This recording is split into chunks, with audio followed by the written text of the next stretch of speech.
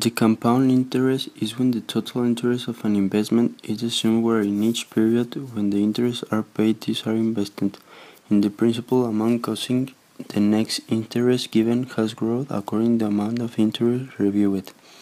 And this is the formula.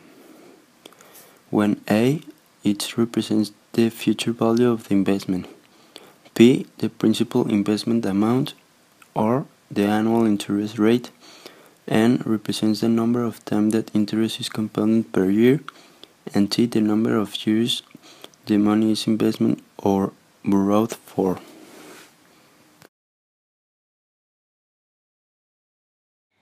Formula for interest compound continuously. A equals to P times e to the RT, where P is the principal amount initial investment, R the annual interest rate, T the number of years, and A the amount after the time.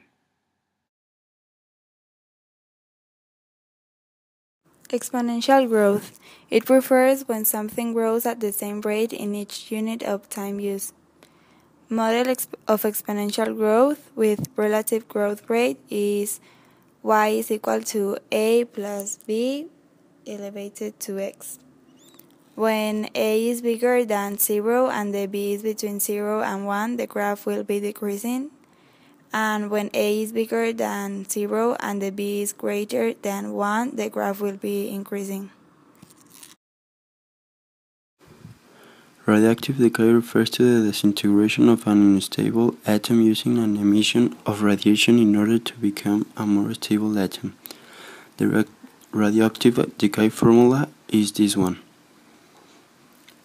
And the half-life formula is the one. When NO is the initial quantity, NT is the quantity that still remains after a T.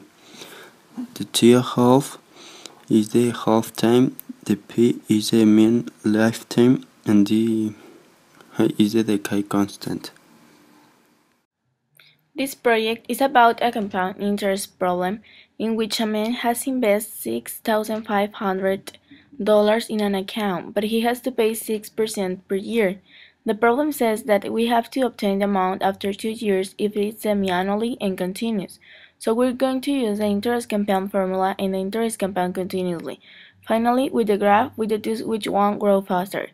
A man invests initially $5,500 in an account that pays 6% per year, where P is equal to 6,500, R is equal to 6%, N is equal to 2, and the T is equal to 2. For the first step, we need to use the formula that is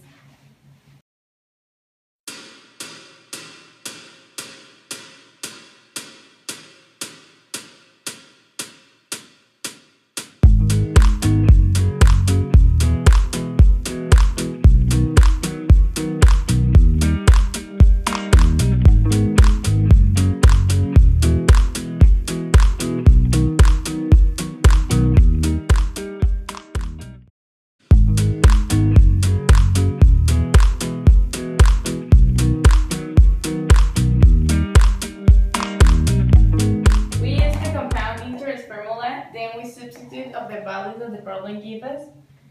We solve this, then this, and we obtain this. And the final answer is this. This is going to be the final amount for 2 years of the investment, semi-annually.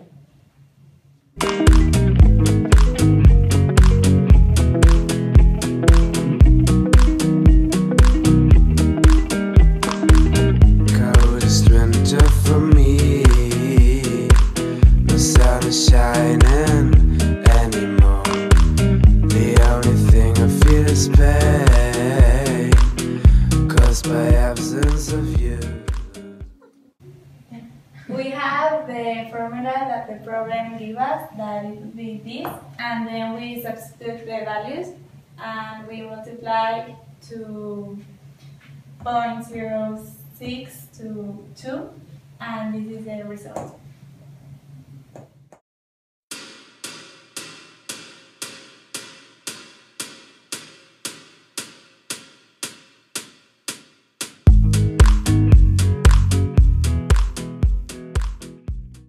Based on the graph, we can see that the continuously compound grows slower.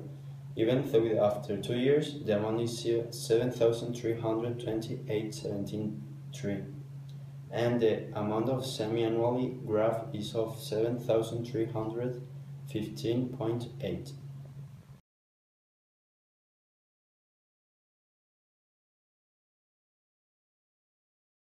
Based on the graph, 18.78 years will pass until the continuously compound reaches 90,500, while 18.31 years will pass until the semi-annually compound reaches 90,500.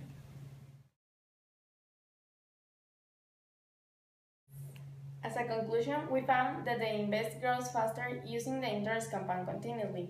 Based on the problems we solved because it takes 18.31 years to achieve 19,500 using the semi-annual compound model, and it takes 18.58 years using the continuously compound model. So we can see that it's more efficient to use the second model in order to achieve bigger money growth. Two other applications in real life. When you have a credit card, they charge you a percentage that represents the monthly interest. So if you pass the limit, you have to know how to pay by month or years. So you can use the formula of compound interest to obtain how much do you owe to the bank. Other example is that if you win the lottery, you probably put all the money in the bank. However, the bank will offer you two plans or more than different interests that will be changing in a certain time, so you can use the compound interest formula to know which plan provides you more money.